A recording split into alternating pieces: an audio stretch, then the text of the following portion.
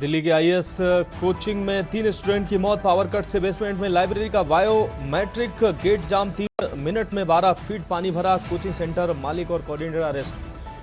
PM के मन की बात 112वां संस्करण। पीएम मोदी बोले 15 अगस्त को स्पीच दूंगा। टॉपिक पर सुझाव भेजें। आजादी के पर्व पर हैंडलूम के कपड़े जरूर खरीदें। विधानसभा सत्र के पहली सर्वदलीय बैठक सीएम योगी आदित्यनाथ की अध्यक्षता में बैठक। शाम 4 बजे सर्वदलीय बैठक का आयोजन। विधानसभा सत्र के संचालन के संबंध में बैठक। कल से 2 अगस्त तक चलेगा यूपी विधानसभा का सत्र। यूपी राजधानी क्षेत्र अध्यादेश 2024 सदन में होगा पेश। 30 जुलाई को यूपी सरकार अनुपूरक बजट पेश करेगी। 10 राज्य 1 यूटी में 6 नए राज्यपाल, 3 ट्रांसफर। हरिभाऊ बांगड़े राजस्थान, रामेन डेका छत्तीसगढ़ और संतोष गंगवार झारखंड के राज्यपाल नियुक्त किए गए। आप देख रहे हैं के न्यूज, खबरों का सारथी। नमस्कार, देश की बात में आपका स्वागत है। मैं हूं मनोज मानस और अहम खबर से बुलेटिन की शुरुआत करते हैं। बलिया से इस बीच अहम खबर सामने आ रही है। आपको बता दें इस वक्त की बड़ी और अहम खबर बलिया से। बॉर्डर पर वसूली कांड में बड़ी खबर सामने आई है।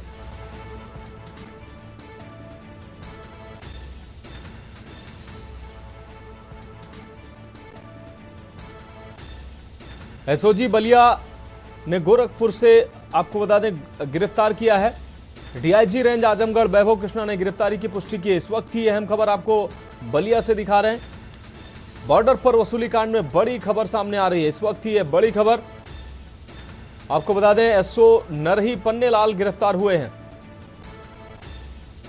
तो फरार चल रहे एसओ पन्नेलाल को गिरफ्तार किया गया। एसओजी ने बलिया आपको बता दें गोरखपुर से गिरफ्तारी की है। डीआईजी रेंज आजमगढ़ वैभव कृष्णा ने गिरफ्तारी की पुष्टि की है। इस वक्त की अहम खबर आपको दिखा रहे हैं। बलिया वसूली कांड में बड़ी अपडेट सामने आई है।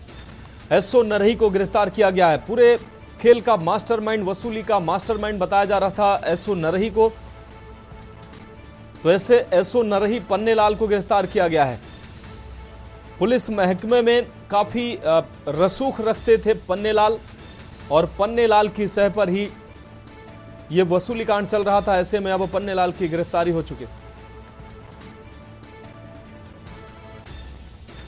तो एसओ नरही पन्नेलाल गिरफ्तार हुए हैं। डीआईजी रेंज ने इसकी पुष्टि की है। एसओजी ने गोरखपुर से बलिया के नरही एसओ को गिरफ्तार किया है। डीआईजी वैभव कृष्णा ने गिरफ्तारी की पुष्टि की है। आपको बता दें बलिया वसूली कांड से यह बड़ी अहम अपडेट सामने आ रही है। एसओ नरही पन्नेलाल गिरफ्तार हुए हैं। आपको बता दें डीआईजी रेंज ने इसकी पुष्टि की है, गिरफ्तारी की पुष्टि की है। गोरखपुर से गिरफ्तारी की गई है। एसओजी बलिया ने गोरखपुर से गिरफ्तार किया है।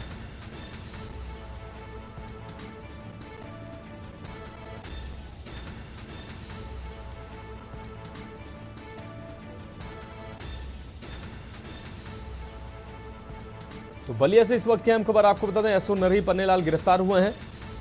गोरखपुर से गिरफ्तारी हुई है। डीआईजी रेंज ने इस गिरफ्तारी की पुष्टि की है।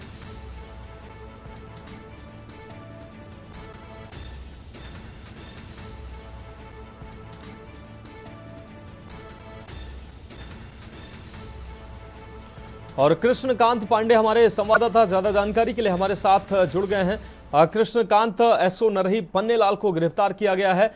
डीआईजी ने गिरफ्तारी की पुष्टि की है। गोरखपुर से एसओजी ने गिरफ्तार किया है। क्या कुछ अहम अपडेट है इस खबर पर?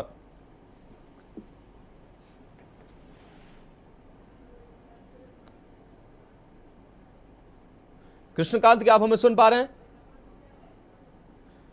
तो हमारे संवाददाता से हमारा संपर्क नहीं हो पा रहा है। कोशिश करेंगे उनसे संपर्क साधने की। तो आपको बता दें बलिया से इस वक्त की अहम खबर बलिया एसओजी ने गोरखपुर से एसओ नरही को गिरफ्तार किया है। आपको बता दें बलिया में वसूली कांड का मास्टरमाइंड एसओ नरही को बताया जा रहा था और अब एसओ नरही की गिरफ्तारी हो चुकी है। गोरखपुर से एसओजी बलिया ने गिरफ्तारी की है और डीआईजी रेंज वैभव कृष्णा ने इस गिरफ्तारी की पुष्टि भी की है।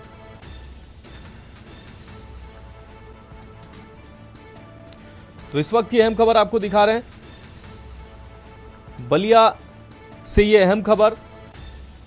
कृष्णकांत पांडे हमारे साथ एक बार फिर से जुड़ चुके हैं। कृष्णकांत, एसओ नरही को गिरफ्तार किया गया है। एसओजी बलिया ने गोरखपुर से गिरफ्तारी की है और डीआईजी वैभव कृष्णा ने इस बात की पुष्टि भी की है। क्या कुछ अहम अपडेट है इस खबर? जी, आपको बता दें कि बलिया नरही थाने के जो दरोगा पन्नेलाल थे वो अपने भरसी स्थित आवास से गिरफ्तार किए गए हैं। वही जबकि इनका देखा जाए कि एडीजी और डीआईजी की जब छापेमारी हुई थी 7 फीट ऊंची दीवार कूदकर ये भाग निकले हुए थे। बलिया बिहार बॉर्डर पर जो नरही थाना क्षेत्र के ट्रकों से वसूली मामले में ये फरार चल रहे नरही थाना अध्यक्ष पन्नेलाल जो कनौजिया एसओजी ने इनको गिरफ्तार किया है। गोरखपुर में गोला थाना क्षेत्र के गांव भरसी निवासी भरसी से इनको पन्नेलाल को पकड़ा गया है, जो कि आजमगढ़ एसओजी पुलिस टीमों के साथ वहां पहुंची थी और पन्नेलाल को वहां पे पुलिस ने वहां से ये पन्नेलाल ने वहां सरेंडर कर दिया। इसके बाद एसओजी उसे आजमगढ़ ले गई और रात 24 जुलाई की रात एडीजी और डीआईजी की रेड के बाद 18 लोग इसमें गिरफ्तार किए गए थे। कृष्णकांत, इससे तमाम जानकारी के लिए आपका बहुत शुक्रिया। तो आपको बता दें बलिया एसओजी ने गोरखपुर से एसओ नरही को गिरफ्तार किया। अब बढ़ेंगे अगली खबर की ओर। आपको बता दें दिल्ली से अहम खबर है। दिल्ली के ओल्ड राजेंद्र नगर में स्थित राव कोचिंग संस्थान के बेसमेंट में शनिवार शाम पानी भरने से सिविल सेवा परीक्षा की तैयारी कर रहे 3 अभ्यर्थियों की मौत हो गई। इसे लेकर दिल्ली पुलिस ने आपराधिक मामला दर्ज किया है। एनडीआरएफ द्वारा चलाए गए बचाव अभियान के दौरान राव स्टडी सर्किल के बेसमेंट से 3 अभ्यर्थियों के शव बरामद हुए, जिनमें 2 छात्राएं और 1 छात्र शामिल है। नगर में स्थित coaching centre Rao IAS study circle के बेसमेंट में पानी भरने से यूपीएससी की तैयारी कर रहे 3 स्टूडेंट की मौत हुई। इस घटना से आक्रोशित छात्र छात्राओं ने प्रदर्शन कर प्रशासन से जिम्मेदारों के खिलाफ सख्त कार्रवाई करने की मांग की है। आपको बता दें कि हर वर्ष बारिश से हुए जल भराव के कारण लोगों की जान चली जाती है, लेकिन लाल फीताशाही है कि इस पर कोई कार्रवाई नहीं करती। देखिए, एक चीज़ समझनी पड़ेगी, वो ये है कि बहुत ही दुर्भाग्यपूर्ण ये हुआ है। लेकिन पूरी दिल्ली, सिर्फ ये ओल्ड राजेंद्र नगर की बात नहीं कर रहा हूँ, मैं पूरी दिल्ली की बात कर रहा हूँ। ये घटना के बाद हम सबको एज ए दिल्लीइट्स हम सबको ये कहना चाहिए एनफ इज एनफ, बहुत हो गया। एक बेसमेंट के अंदर कमर्शियल एक्टिविटीज़ चल रही हैं। इस बिल्डिंग को सिर्फ स्टोरेज और पार्किंग की परमिशन दी हुई है, लेकिन ये कोचिंग चढ़ा रहा है, लाइब्रेरी बना रहा है, अंदर बना के रखा है। हज़ारों ऐसी बिल्डिंग्स हैं जिनके अंदर बेसमेंट के अंदर लोग कमर्शियल एक्टिविटीज़ कर रहे हैं, पता नहीं क्या क्या कर रहे हैं। मतलब आप तो एक तरीके से इस तरह की घटनाओं को आमंत्रित कर रहे हैं पूरी तरह से। मेरी सरकार से यही विनती है, मेरी एमसीडी से यही विनती है, एक एक घर में जाना पड़ेगा, डोर टू डोर करना पड़ेगा और इस तरह की जो भी बेसमेंट है, कोचिंग इंस्टीट्यूट है, इनको तुरंत सील करना पड़ेगा, इनके खिलाफ एक्शन लेना पड़ेगा, तभी ये रुक सकता है। मतलब ये पूरे सिस्टम को इन्होंने फॉर ग्रांटेड ले रखा है। ना वो बेसमेंट जलमग्न होता। कल इतनी गंभीर हालत थी कि अधिकारियों को डाइवर्स को भेजना पड़ा, गोताखोरों को भेजना पड़ा। 12 फुट के बेसमेंट में अंधेरा भी था, पानी भी गंदा था और कहते पूरा का पूरा फर्नीचर फ्लोट कर रहा था, इसलिए गोताखोरों को इतनी ज्यादा दिक्कत भी हुई। 1 नहीं बल्कि 3 बच्चों ने अपनी जान गंवा दी। ये वो बच्चे हैं जिनके माँ बाप ने यहाँ पर अपना भविष्य उज्जवल करने के लिए उन्हें आईएएस की तैयारी करने के लिए भेजा था। ये वो बच्चे हैं जो शायद आईएएस की एग्जामिनेशन पास कर अफसर बनते हैं, लेकिन इन परिवारों के चिराग बुझ गए, क्योंकि आम आदमी पार्टी की सरकार 1 दशक से दिल्ली में सत्ता तो भोग रही है, लेकिन दिल्ली वालों के लिए काम कुछ नहीं कर रही। मैंने इसलिए कहा कि अगर जांच कमेटी बिठाने के बाद भी उसके बाद कोताही बरती जाती तो फिर ऐसे अधिकारी को क्यों बिठाना चाहिए।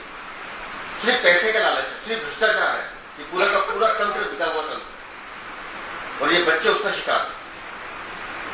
और सर, एक कोचिंग सेंटर्स रेगुलेशन एक्ट है केंद्र सरकार का 2024 का, उसके कुछ गाइडलाइंस हैं, क्या उनको अमली जामा पहना है? देखिए, मैं कह रहा हूँ ना कि अगर कुछ जो भी नियम है कायदे कानून है, जो नहीं मानता उसके खिलाफ कार्रवाई करें, वो जिसका भी भाग है, लेकिन मासूम बच्चों की जिंदगी से खेलने की छूट किसी को नहीं दी जानी चाहिए। सर, सौरभ भारद्वाज ने बोला है कि अक्सर इन अफसरों को ना सरकार ट्रांसफर कर सकती है, ना कार्रवाई कर सकती है, कार्रवाई सिर्फ एलडी साहब कर सकते हैं। सौरभ भारद्वाज इन अफसरों से कमीशन ले सकते हैं, दलाली ले सकते हैं, पैसे खा सकते हैं, और जहां इनको अपने अपने क्षेत्र में काम करा लो तो इन्वेस्टर से काम भी करा सकते हैं। सिर्फ नियत होनी चाहिए, नियत। मेरे पास साक्ष्य एक आदमी का 26/6 पता नहीं उसने शिकायत की है एक अधिकारी के खिलाफ, जो भी वहां का बिल्डिंग डिपार्टमेंट का होगा, 24 घंटे में उसका सस्पेंशन हुआ है। अब रुक करते हैं अगली खबर का। अगली खबर हरियाणा के यमुनानगर से है, जहां आम आदमी पार्टी के सुप्रीमो अरविंद केजरीवाल की धर्मपत्नी सुनीता केजरीवाल ने शिरकत की और सढौरा में चुनाव से पहले 5 गारंटी का वादा किया, जिसमें स्वास्थ्य, बिजली, पानी, रोजगार और शिक्षा फ्री देने का वादा किया। जिस तरीके से उन्होंने कहा कि दिल्ली और पंजाब में आम आदमी पार्टी आने के बाद हिंदुस्तान में यह एक रोल मॉडल बन गया है। इस तरह सढौरा में 5 गारंटी के साथ हम सरकार लाकर सढौरा का विकास करेंगे। सढौरा में आज धर्मनिरपेक्षता का मेलजोल देखने को मिला है, जिसमें सभी धर्म के लोगों ने पूरा साथ दिया। अपनी विधानसभा सढौरा के अंदर अपनी 5 गारंटीज लॉन्च कर दी हैं, जो कि आज तक किसी सरकार ने नहीं की। 5 गारंटीज में फ्री शिक्षा, फ्री आपको मेडिकल टेस्ट, महिलाओं के लिए 1000 रुपए की गारंटी, सुरक्षा और मुहैया कराने का पूरा वादा है। तो मैडम 5 गारंटी की बात की जा रही है, 5 गारंटी ऐसी कौन सी रहेंगी जो जनता के लिए प्रभावित कर सकेगी, वोट को प्रभावित कर सकेगी? देखिए, सबसे पहले ये कि करप्शन से दूर किया गया है। करप्शन का एक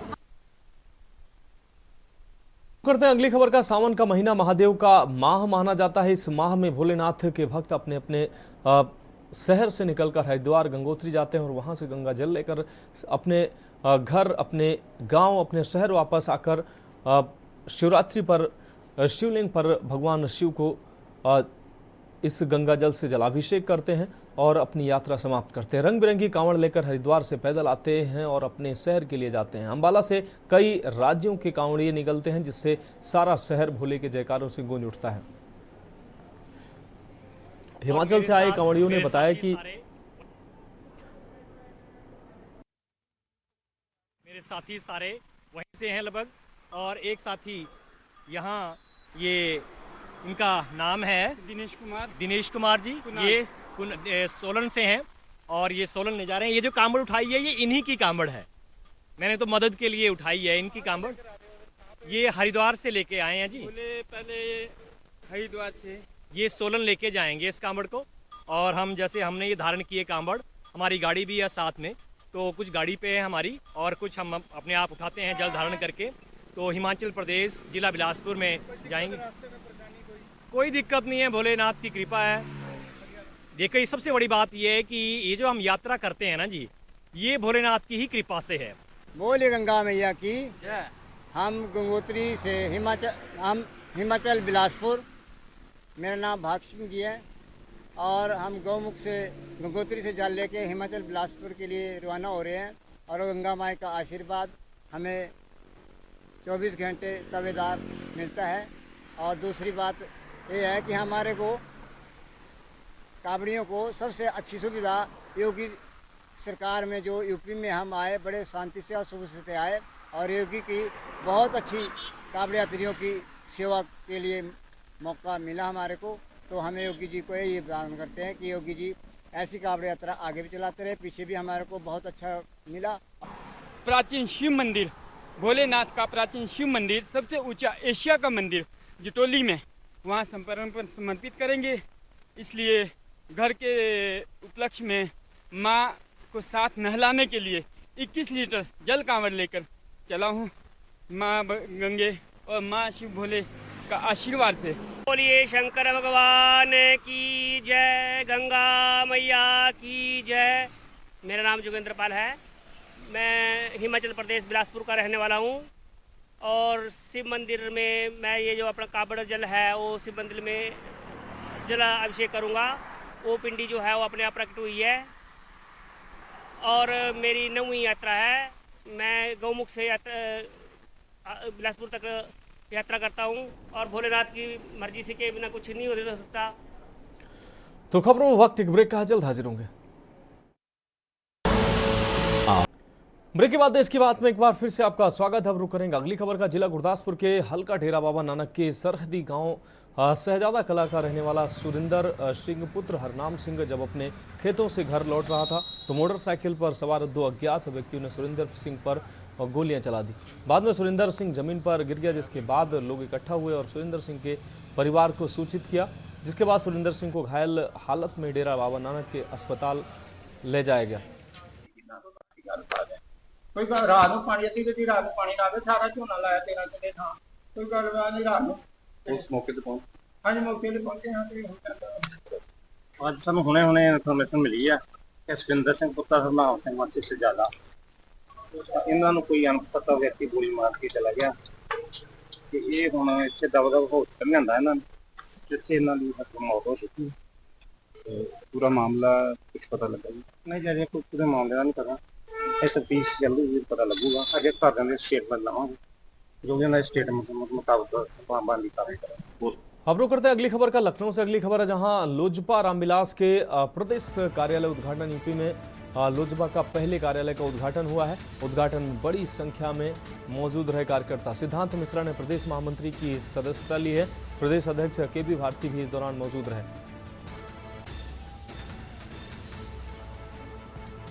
तो लोजपा रामविलास के प्रदेश कार्यालय का उद्घाटन लखनऊ में हुआ है। यह अहम खबर आपको दिखा रहे हैं। यूपी में लोजपा का पहले कार्यालय का उद्घाटन हुआ है। उद्घाटन में बड़ी संख्या में कार्यकर्ता मौजूद रहे। सिद्धांत मिश्रा ने प्रदेश महामंत्री की सदस्यता ली है। हमारा उद्देश्य ये है, जो लोक जनशक्ति पार्टी है, रही बात तो पिछड़ों की पार्टी है, दलितों की पार्टी है, अल्पसंख्यकों की पार्टी है, और चिराग भैया जो हैं ये पिछड़े लोगों को लेके हमेशा आगे की तरफ बढ़ रहे हैं। बिहार में बहुत अच्छा प्रदर्शन इस बार किया है इन्होंने, जिसके मुद्दों को लेके हम उत्तर प्रदेश में इस बार गांव-गांव में जाएंगे और हर एक व्यक्ति को जोड़ने का काम करेंगे संगठन से। प्लस मैं ये कहना चाहूँगा कि जितना भी रोजगार के दौर में है, युवाओं को नहीं मिल रहा है, उसके लिए हम आवाज़ उठाएंगे। गाँव में सड़कों का भी प्रावधान नहीं है, उसके लिए आवाज़ उठाएंगे, और इसी कार्य को लेके हम संगठन थोड़ा सा मजबूत करेंगे। सर, किसके लिए आवाज़ उठाएंगे? आप सरकार में ही जा रहे हैं, आप बीजेपी में शामिल भी हैं, तो किससे आवाज़ उठाएंगे अपनी आप? लोक जनशक्ति पार्टी की तरफ से हमने ज्वाइन किया है और आवाज़ उठाएंगे लोक जनशक्ति पार्टी की तरफ से, चिराग भैया की तरफ से। तो क्या बीजेपी आवाज़ उठाने की आप बात कर रहे हैं पिछड़ों के लिए, तो क्या बीजेपी पिछड़ों को एकत्रित या उनका विकास नहीं कर पा रही है? बीजेपी कर रही है, विकास कर रही है, लेकिन बीजेपी के साथ में रह के जो हमारा गठबंधन है, बीजेपी कदम से कदम मिलाकर हम उत्तर प्रदेश में काम करेंगे।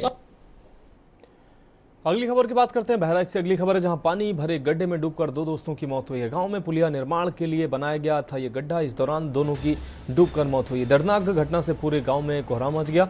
धान रोपाई कार्य देखने के लिए गए थे दोनों दोस्त, इस दौरान गड्ढे में डूबने से इनकी मौत हो गई। वापस नहीं लौटे तो परिजनों ने इनकी खोजबीन शुरू की।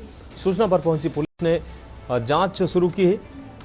खोजबीन शुरू की तो दोनों दोस्तों का शव पास में गड्ढे में बरामद हुआ। पुलिस ने शव कब्जे में लेकर पोस्टमार्टम के लिए भेजा है। बौनी थाना के ग्राम भदवानी तटबंध के पास का ये पूरा मामला है। अब रुक करेंगे अगली खबर का। मेरठ से अगली खबर है, जहां कांवड़ मार्ग पर पहली बार एटीएस को तैनात किया गया है। तो पहली बार एटीएस को तैनात किया गया। कांवड़ियों की सुरक्षा के लिए उतारे गए हैं एटीएस के दमदार कमांडो। कांवड़ मार्ग पर एटीएस कमांडो को देखकर कांवड़िए रोमांचित नजर आ रहे हैं। आपको बता दें, एटीएस कमांडो ने कांवड़ मार्ग पर फ्लैग मार्च किया है। प्रदेश के सबसे दमदार सिक्योरिटी गार्ड कांवड़ियों की सुरक्षा में उतारे गए हैं। पहली बार कांवड़ यात्रा में उतारे गए हैं एटीएस से कमांडो। कांवड़ यात्रा मार्ग पर आला अधिकारी भी मुस्तैद हैं, उन्होंने मोर्चा संभाल रखा है। एसएसपी डीएम ने एटीएस कमांडो के लिए आवश्यक दिशा निर्देश दिए। तो खबरों में वक्त एक ब्रेक का है, जल्द हाजिर होंगे। आप देख रहे हैं के न्यूज, खबरों का सारथी। ब्रेक के बाद एक बार फिर से देश की बात में आपका स्वागत है। अब रुक करते हैं अगली खबर का। खबर राजधानी से है, जहां भाजपा के राष्ट्रीय प्रवक्ता और राज्यसभा सांसद सुधांशु त्रिवेदी ने बजट को लेकर बीजेपी मुख्यालय में प्रेस वार्ता की। उन्होंने कहा कि पीएम मोदी के नेतृत्व में लगातार तीसरी बार जन समर्थन के साथ सरकार गठित होने का अवसर 60 साल बाद आया है। इस बजट में वर्तमान वैश्विक परिदृश्य के साथ भारत के आम गरीब, किसान, युवा और नारी शक्ति प्रदान करने की शक्ति को सुनिश्चित किया गया है। इस बजट में भारत की मजबूत नींव को बनाने में मील का पत्थर ये बजट साबित होगा। मूलभूत ढांचे के लिए इस बजट में प्रावधान किया गया है। रोजगार परक व्यवस्था को सुनिश्चित करने की व्यवस्था की गई है। इसमें 2 करोड़ ऐसे लोग होंगे जो लाभान्वित होंगे, जो फर्स्ट टाइम रोजगार पाएंगे।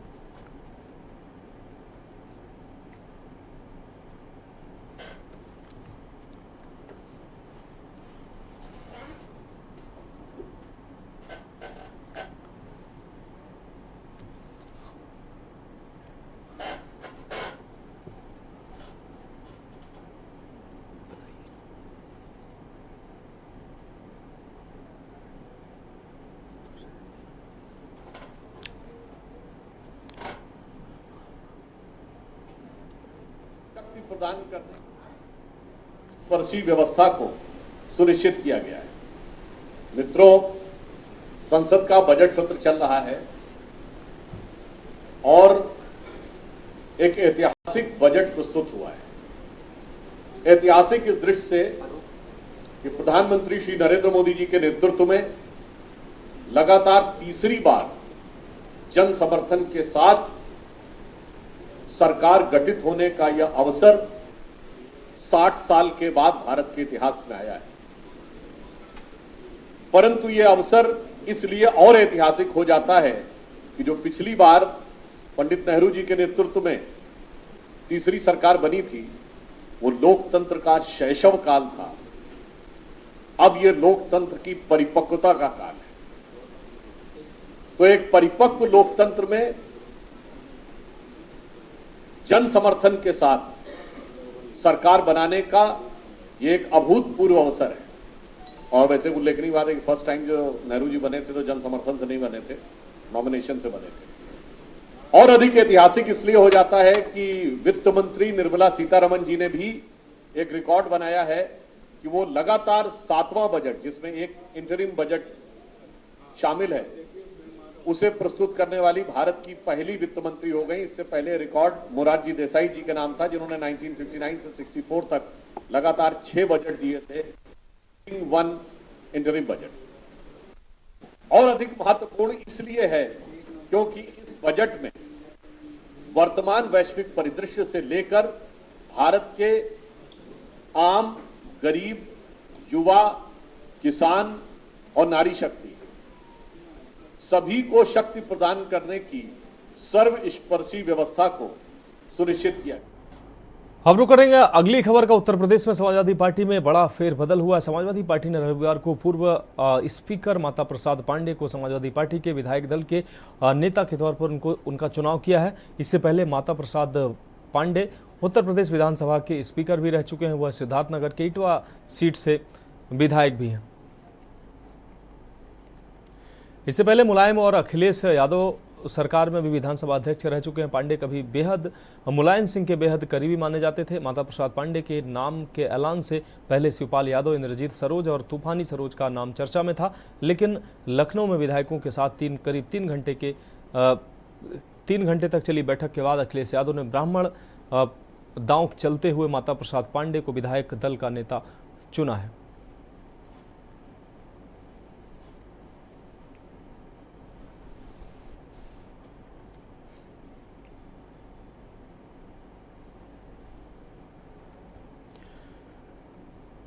अब रुक करेंगे अगली खबर। उत्तर प्रदेश के कानपुर में शासन की ओर से अवैध बस्ती को खाली करने का नोटिस जारी किया गया। इस बारे में जब भारतीय जनता पार्टी के विधायक सुरेंद्र मैथानी को पता चला तो उन्होंने बस्ती में पहुंचकर लोगों से बातचीत की और अधिकारी की जमकर फटकार लगाई। इसी के साथ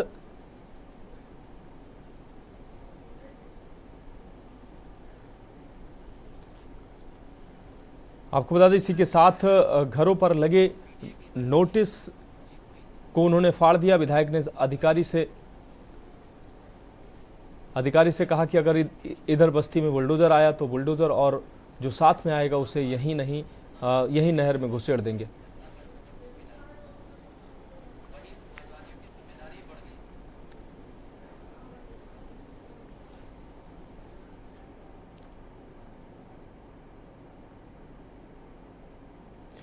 अब रुक करेंगे अगली खबर का। आपको बता दें, उत्तर प्रदेश के शाहजहांपुर में दहशतगर्दी के जरिए सनसनी फैलाने वाले 3 बदमाशों की संपत्ति को न्यायालय के आदेश पर आज कुर्क कर दिया गया।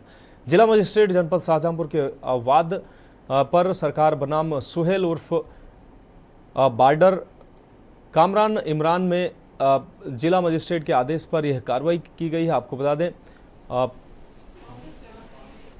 3/7/2024 को यह आदेश के अनुपालन में उपरोक्त संपत्ति को धारा 14 एक गैंगस्टर एक्ट के अंतर्गत संपत्ति को थाना सदर बाजार पुलिस द्वारा कुर्की की कार्रवाई की गई।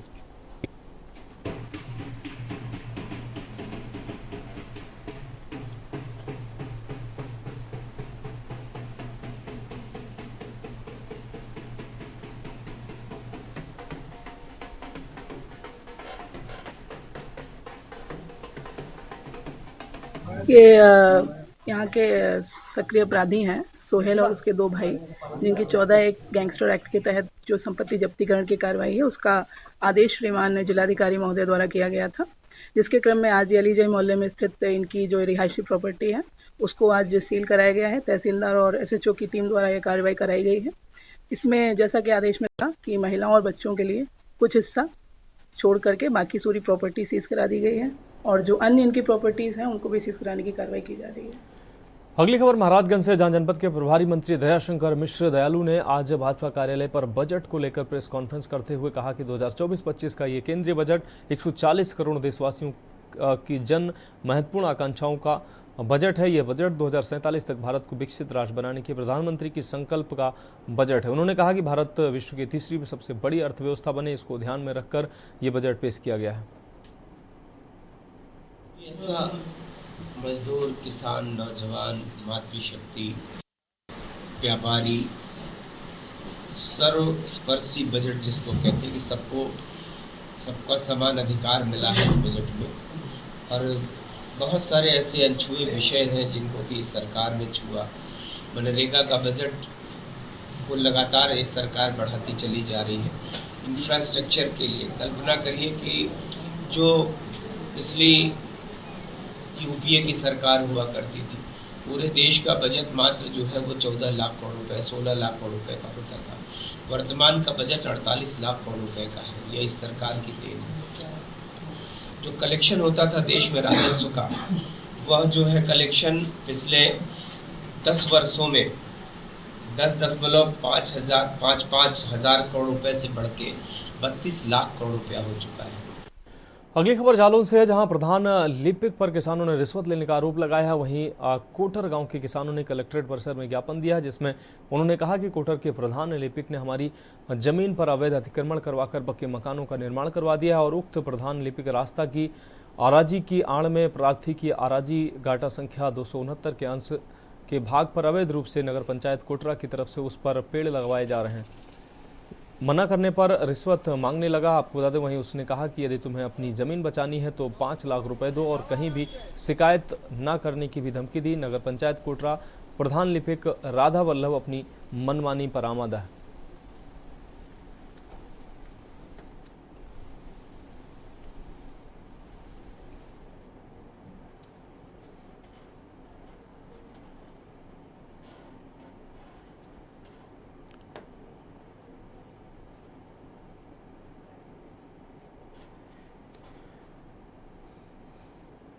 रुक करेंगे अगली खबर के यूपी के कौशाम्बी से खबर है, जहां पर मजनपुर के बंधवा रजबर इलाके में एक दर्दनाक हादसा हो गया, जब एक कच्ची दीवार गिरने से पति पत्नी और उनके 2 बच्चे मलबे में दब गए। घटना उस समय हुई जब महिला अपने परिवार के साथ घर में खाना बना रही थी। अचानक कच्ची दीवार गिर गई, जिससे पूरा परिवार उस मलबे के नीचे दब गया। घटना के तुरंत बाद ग्रामीणों ने साहस का परिचय देते हुए मलबा हटाने का काम शुरू किया और सभी को बाहर निकाला। सभी घायलों को तुरंत जिला अस्पताल में भर्ती कराया गया, जहाँ उनका इलाज जारी है।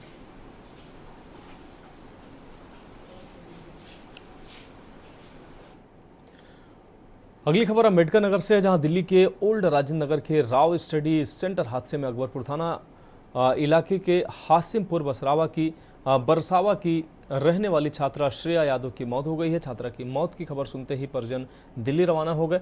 हाशिमपुर बरसावा के रहने वाले राजेंद्र यादव की सबसे बड़ी पुत्री श्रेया यादव 25 साल जिसकी उम्र थी, अप्रैल माह में आईएएस की तैयारी करने के लिए दिल्ली गई थी। श्रेया की शुरुआती पढ़ाई अकबरपुर में ही हुई थी। उसके बाद वह स्नातक की पढ़ाई सुल्तानपुर के केएनआई में की और वहीं से एमएससी की जिसके बाद तैयारी करने के लिए अप्रैल माह में दिल्ली चली गई थी। श्रेया के पिता राजेंद्र यादव की बसखारी बाजार में दूध डेयरी का काम है, जबकि माता गृहिणी है।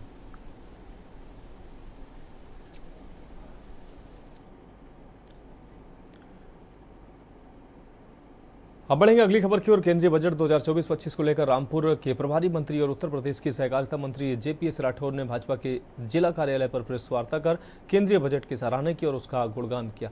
यह बजट 44,21,000 करोड़ का बजट है। जेपीएस राठौर ने विपक्ष पर चुटकी लेते हुए कहा कि हमने विपक्ष को संतुष्ट करने के लिए तो बजट बनाया नहीं, हमने तो जनता को संतुष्ट करने के लिए बजट बनाया है।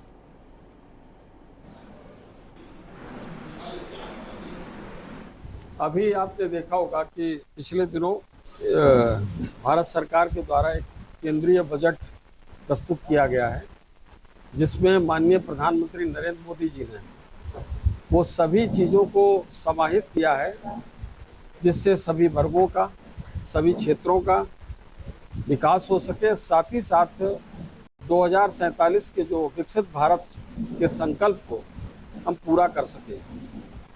44,21,000 करोड़ के बजट है, और जिसमें जो हमारा संकल्प पत्र था लोकसभा चुनाव को लेकर, उन संकल्प पत्र के अधिकतर वादों को इसमें पूर्ण करने का प्रयास किया गया है। अगली खबर लखीमपुर खीरी से, जहां आपको बता दें पलिया भीरा राजमार्ग पर पानी का बहाव काफी बढ़ गया है। नेशनल हाईवे पर बह रहे पानी की तेज धार में बाइक सवार बहने लगा। मौके पर मौजूद राहगीरों ने बाइक और युवक को बचाया। इसका वीडियो भी सोशल मीडिया पर वायरल हो रहा है। पलिया कोतवाल ने कारों व बाइकों का आवागमन बंद कर दिया है, जिसके बाद भी लोग जान जोखिम में डालकर कारों और बाइकों से आवागमन कर रहे हैं। वो चप्पल चली गई यार।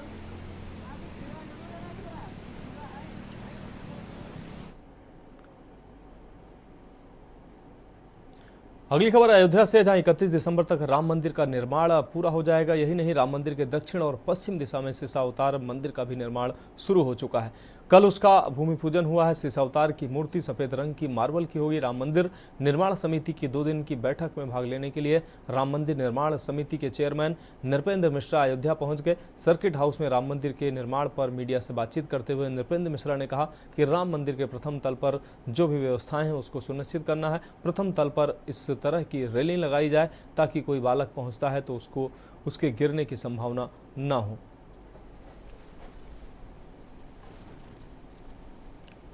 आज के बाद सारे निर्णय जो संबंधित हैं, तकनीकी निर्णय, ऐसे तो निर्णय ड्राइंग डिज़ाइन बन चुकी है, लेकिन फिर हर स्थान पे मौके पर जाकर, कल देखा गया, हम मौके पे थे तो देखा गया कि प्रथम तल पे जो व्यवस्थाएं हैं उसको इस प्रकार सुरक्षित किया जाए कि यदि कोई बालक पहुंचता है तो उसकी गिरने की संभावना ना हो, क्योंकि उसकी ऊंचाई देखी जा रही। तो अब निर्णय यह लेना है कि वहाँ पे वर्टिकल बार लगा दिया जाए या जाली लगाई जाए। तो इस प्रकार का सारा निर्णय आज पूर्ण कर लिया जाएगा और एकमात्र लक्ष्य 31 दिसंबर तक मंदिर निर्माण की पूर्ति है। अब बात अगली अहम खबर की। जल शक्ति मंत्री स्वतंत्र देव सिंह आज अयोध्या पहुंचे। उन्होंने दशरथ कुंड पर आयोजित प्रधानमंत्री के मन की बात कार्यक्रम में शामिल हुए। वो सर्किट हाउस में इस प्रेस वार्ता भी की। इस दौरान स्वतंत्र देव सिंह ने कहा कि प्रदेश में 10 सीटों पर होने वाले उपचुनाव संगठन और योगी सरकार के नेतृत्व में गारंटी से कहता हूं कि हम सभी उपचुनाव की 10 सीटें जीतेंगे और एक तरफा चुनाव जीतेंगे। केंद्र व प्रदेश सरकार की उपलब्धियों के बारे में स्वतंत्र देव सिंह ने कहा कि पूर्व में कांग्रेस और सपा की सरकारों को भी अब लोगों ने देखा है। आज भाजपा की सरकार में एक से एक हाईवे बन रहे हैं, एयरपोर्ट बन रहे हैं, कहीं अंतर्राष्ट्रीय एयरपोर्ट बन रहे हैं, सड़कों का जाल बिछा हुआ है।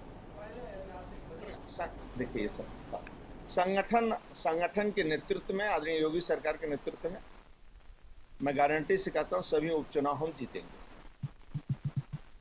और एक तरफा हम चुनाव जीतेंगे। आपने कांग्रेस का भी शासन देखा है पिछले 10 सालों का, 14 के पहले। उत्तर प्रदेश में सपा का भी शासन 17 के पहले आपने देखा है। आज राज्य के अंदर निकल जाइए, एक से एक हाईवे, एक्सप्रेस हाईवे हैं। गंगा एक्सप्रेस बनने के बाद हमारे कई एक्सप्रेस हैं और कहीं एयरपोर्ट हैं, कहीं अंतर्राष्ट्रीय एयरपोर्ट है और रोडों सड़कों का एक जाल है सभी गांव।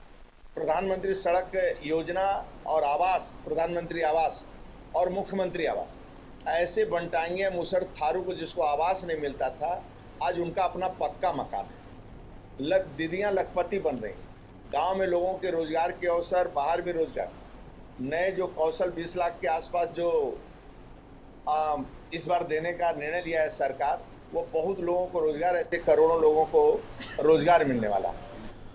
अब रुक करते हैं अगली खबर का। हरिद्वार में गंगा जल लेने आने वाले श्रद्धालुओं की भीड़ लगातार बढ़ती जा रही है। हरिद्वार में कांवड़ यात्रियों की बढ़ती भीड़ को देखते हुए दिल्ली मेरठ की तरफ से आने वाले सभी वाहनों को मंगलौर से नगला इमरती सर्विस लेन से लंढोरा लक्सर होते हुए हरिद्वार को भेजा जा रहा है। देहरादून व पर्वतीय क्षेत्रों की तरफ जाने वाले वाहनों के यूपी के रामपुर तिराहा मुजफ्फरनगर से डाइवर्ट कर देवबंद गागलहेड़ी मोहंड होते हुए देहरादून व पर्वतीय क्षेत्रों को भेजा जा रहा है। हरिद्वार से गंगा जल लेकर जाने वाले कांवड़ यात्रियों की वापसी हरिद्वार ज्वालापुर बहादराबाद होते हुए की जा रही है। भीड़ को देखते हुए गंग नहर पटरी के साथ ही हाईवे भी कांवड़ यात्रियों के लिए खोल दिया गया है।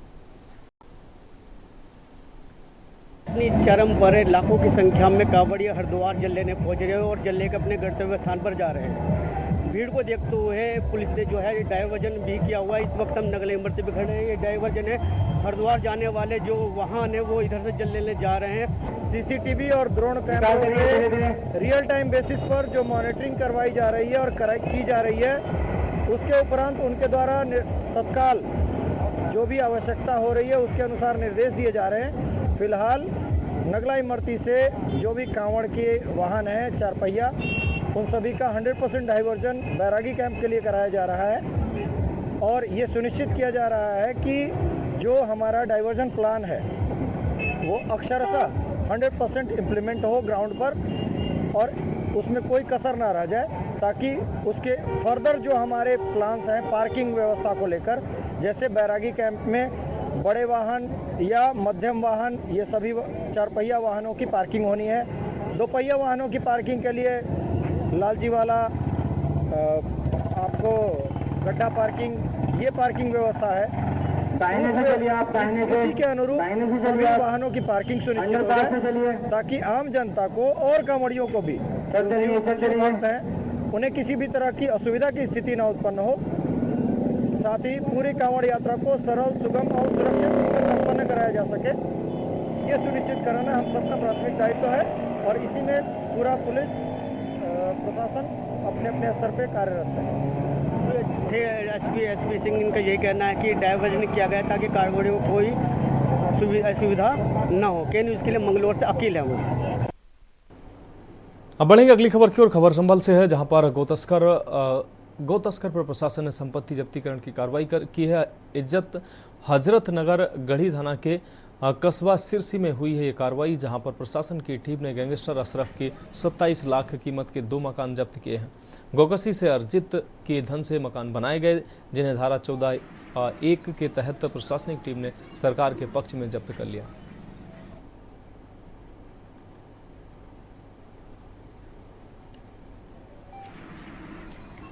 आज थाना हजरत गढ़ी जनपद संभल पुलिस द्वारा गोकसी एवं गैंगस्टर एक्ट के अभियुक्त अशरफ पुत्र मुंडन निवासी सिरसी थाना हजरतगंज गढ़ी द्वारा अवैध रूप से अर्जित की गई संपत्ति, जिसमें 2 मकान अनुमानित के लगभग 27,83,561 रुपये को गैंगस्टर एक्ट की धारा 14(1) के तहत पूर्ण किया गया है।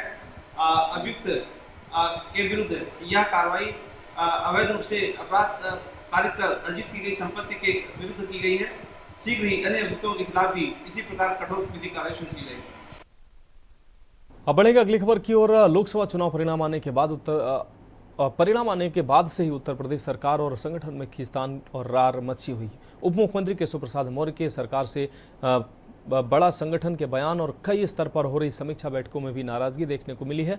अब इसी रार के बीच उत्तर प्रदेश विधानमंडल का मानसून सत्र 29 जुलाई से शुरू हो रहा है। ऐसी स्थिति में विधायक जन समस्याओं और अफसरों की मनमानी को लेकर सरकार से सवाल पूछ कर सदन की कार्रवाई में सरकार को असमंजस में डाल सकते हैं। दरअसल अब जब विधानमंडल का सत्र शुरू होने जा रहा है, ऐसी स्थिति में सरकार की कार्यशैली और अफसरों की मनमानी को लेकर विधायक सवाल पूछ सकते हैं। तमाम विधायकों की तरफ से लगातार सरकार की कार्यशैली को लेकर सवाल भी खड़े किए गए हैं।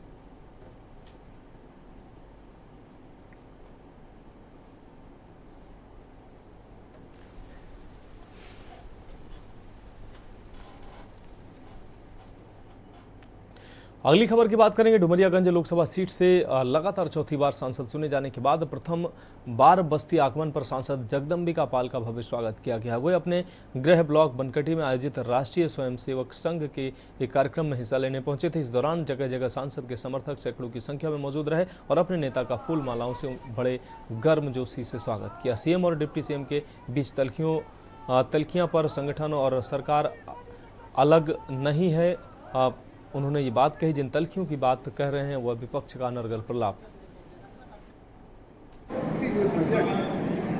सर्वस्पर्शी है समावेशी है। ये बजट जो विपक्ष हमलावर है, शायद उन्हें कल्पना नहीं है कि 10 साल पहले जब नरेंद्र मोदी के नेतृत्व में सरकार बनी तो भारत की अर्थव्यवस्था दुनिया के 11वें पायदान पर, और पिछले 10 वर्षों में इंग्लैंड जैसे जिसको 200 वर्षों की अपने उसको बाहर करके दुनिया की टॉप 5 इकोनॉमी में नरेंद्र मोदी ने किया।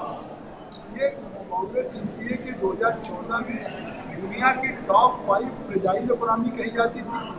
आज 5 जो टूटी इकोनॉमी से आज टॉप 5 इकोनॉमी में आ गई, 2027 तक टॉप 3 इकोनॉमी में आ जाएगी। और ये बजट विकसित भारत का संकल्प है।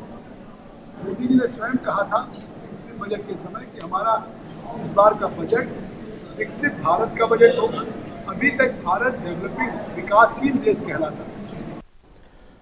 अगली खबर की बात करेंगे। खबर उत्तर प्रदेश के देवरिया जिले से है, जहां पर जनपद में 1 वर्ष पूर्व हेतिमपुर को नगर पंचायत बनने का सौभाग्य प्राप्त हुआ था, जिसको लेकर जनता बेहद खुश है। और अब आज जनता के खुशी के बीच 4 चांद लग गया जब सूबे के कैबिनेट मंत्री सूर्य प्रताप शाही के प्रयास से हेतिमपुर नगर पंचायत पंडित दीनदयाल आदर्श नगर पंचायत के रूप में चयनित हो गया। इसको लेकर हेतिमपुर नगर की जनता में काफी खुशी का माहौल देखने को मिल रहा है। वहीं हेतिमपुर के लोग नगर पंचायत अध्यक्ष वीरेंद्र यादव को उनके आवास पर मिठाई खिलाकर खुशियां मनाते नजर आए। सबसे पहले तो सबका श्रेय यहाँ भारतीय जनता पार्टी कहा जाता है कि जिन्होंने हमें नगर पंचायत अध्यक्ष के रूप में चुनाव लड़ने के लिए मुझे भेजा, और सबसे बड़ा श्रेय कहें तो यहाँ की जनता जनार्दन कहा जाता है कि जिन्होंने अपना आशीर्वाद देकर मुझे नगर अध्यक्ष के रूप में बनाया और भारतीय जनता पार्टी का एक कार्यकर्ता यहाँ का अध्यक्ष बना, और माननीय कृषि मंत्री जी के आशीर्वाद से यह आदर्श नगर पंचायत हुआ। क्या लगता है आने वाले समय में विकास करेगा? मैं चुनाव के समय आप लोगों से यही मैं कहता था, जनता से के लोगों बीच में जाता तो मैं कहता था कि भारतीय जनता पार्टी का अगर अध्यक्ष होगा और मैं बनूंगा तो आने वाले दिनों में हेतिमपुर एक आदर्श नगर पंचायत स्थापित होगा, जो प्रदेश में एक स्थान स्थापित करेगा। और मेरी यह सोच है कि मैं आने वाले दिनों में हेतिमपुर को प्रदेश में 1 नंबर में आदर्श नगर पंचायत में स्थापित कर सकूं। बढ़ते हैं अगली खबर की ओर। गोंडा के करनेलगंज कोतवाली क्षेत्र के अंतर्गत धौरहरा गांव के रहने वाले फूल व्यवसायी अर्जुन राजपूत की अपहरण की सूचना झूठी निकली है। अर्जुन राजपूत ने कर्ज से परेशान होकर खुद के अपहरण की साजिश रची थी। अर्जुन ने अपने ही नंबर से आवाज बदलकर परिजनों से 70 लाख रुपए फिरौती की मांग की थी। करनेलगंज कोतवाली पुलिस ने केस दर्ज कर महज 36 घंटे के अंदर उसे हरिद्वार हर की पौड़ी से बरामद कर लिया।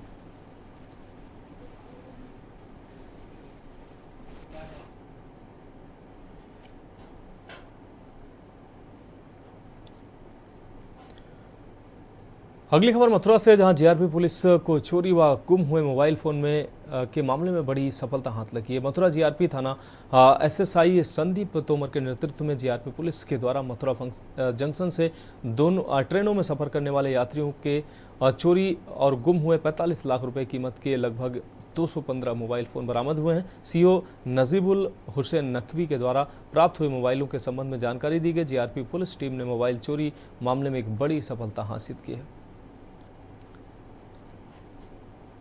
ऐसा ही जीआरपी मथुरा जंक्शन से जो भी मोबाइल खोए हुए थे गुम थे, उनकी गुमशुदगी दर्ज थी। उसी खोए मोबाइल में 215 मोबाइल जो है पुलिस से अलग अलग जहाँ मिला इसको बरामद करके जिनके मोबाइल थे उनको आज वितरण किया गया। लगभग 215 मोबाइल संख्या थी। हाँ 215, इसकी कीमत लगभग जो है 45 लाख रुपये का माल आज जो आपके द्वारा वितरित किया गया है। बड़ा अचीवमेंट है। अभी तक जीआरपी में ऐसा कार्य ऑपरेशन हुआ है। अचीवमेंट है ये, काफ़ी अच्छी, और टीम ने मेहनत किया है। टीम के लिए क्या कहना चाहेंगे सर? टीम हमारी इसी तरह मेहनत कर रही है। लोगों जनता में जाएगा पुलिस का अच्छा मैसेज किया भाई कोई हो चीज़ हमें 4 महीने 6 महीने 8 महीने बाद मिली। जनता के लिए क्या कहना चाहेंगे? सावधानी तो क्या करना चाहिए उन्हें? भाई अपना मोबाइल अपने पास रखे, चार्जिंग में कहीं लगा के छोड़े ना, और ट्रेनों में चढ़ते समय अपना सेफ साइड में रखी गिरे ना। अब रुक करेंगे अगली खबर का। प्रयागराज एक सांस्कृतिक स्थान होने के साथ ही इसका एक महत्वपूर्ण स्थान है, महत्वपूर्ण शैक्षणिक स्थान भी यहाँ है। पूरे भारतवर्ष से ही नहीं बल्कि विदेशों से भी छात्र छात्राएं अपना करियर बनाने के लिए यहाँ पर आते हैं। यहाँ पर कई कोचिंग संस्थान उपलब्ध हैं जो विभिन्न प्रतियोगी परीक्षाओं की तैयारी करवाते हैं। ऐसे में छात्रों की सुरक्षा का मुद्दा बहुत ही महत्वपूर्ण हो जाता है। इसी क्रम में प्रयागराज के एक प्रतिष्ठित कोचिंग संस्थान आकाश कोचिंग, जहाँ नीट और जेई की तैयारी कराई जाती है, वहां पर छात्रों के लिए क्या सुविधाएं हैं, किस तरीके के सुरक्षा बंदोबस्त किए हैं, इसको जानने का प्रयास किया गया। लेकिन कोचिंग संस्थान के अधिकारी किसी भी तरह की बात करने से बचते नजर आए।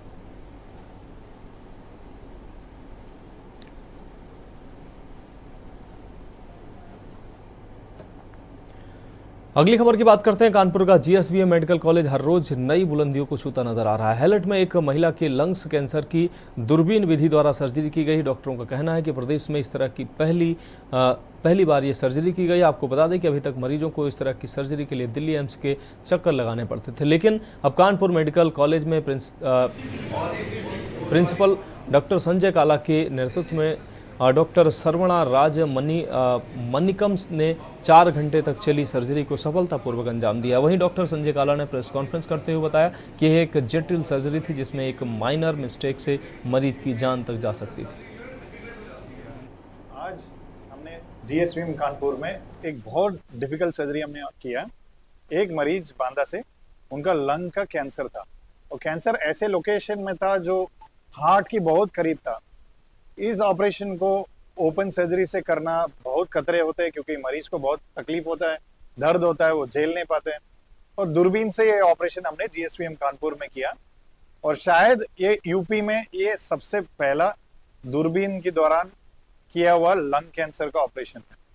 और ये लंग कैंसर क्या था, एक कठिन जगह में दिल और सांस की नली के बीच में लगा हुआ था और इस चीज को करने के लिए बहुत सारे हॉस्पिटल्स में सुविधाएं नहीं है। और मैं तमिलनाडु से इधर आया हूँ स्पेशली। सर लोगों ने, डॉक्टर संजय काला सर ने, डॉक्टर खुश पाठक ने, यहाँ के सर्जिकल ऑन्कोलॉजिस्ट, और डॉक्टर अनिल वर्मा जी है जो बेहोशक का हेड ऑफ द डिपार्टमेंट यहाँ पे कानपुर में, उन्होंने इन्वाइट किया यहाँ पे ये ऑपरेशन करने के लिए।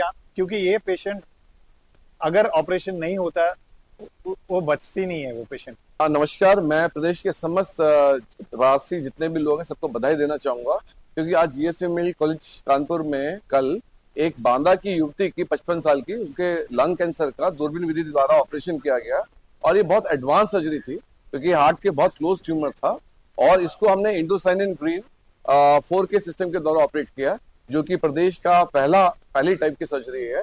और अमूमन चूंकि ये पेशेंट बहुत गरीब टाइप के पेशेंट हैं और जैसे सरकार प्रयास रहता है कि गरीब जो सेवाएं हैं, इस प्रकार की सेवाएं गरीब से गरीब मरीजों तक पहुंचे। अमूमन ऐसे मरीजों को पहले दिल्ली या साउथ में जाना पड़ता था ऑपरेशन के लिए, तो उसके लिए मेरा विशेष धन्यवाद हमारे जो डॉक्टर सर्वना हैं जो हमारे यहाँ पे गेस्ट फैकल्टी हैं, डॉक्टर कुश ऑन्को सर्जन है और डॉक्टर अनिल वर्मा एनेस्थीसिया की टीम और कार्डियोलॉजी की टीम जिन्होंने मिल करके ये ऑपरेशन को संभव बनाया। तो देश की बात में फिलहाल आज के लिए मेरे साथ इतना ही। मुझे दीजिए इजाजत और आप देखते रहिए के न्यूज इंडिया। आप देख रहे हैं के न्यूज, खबरों का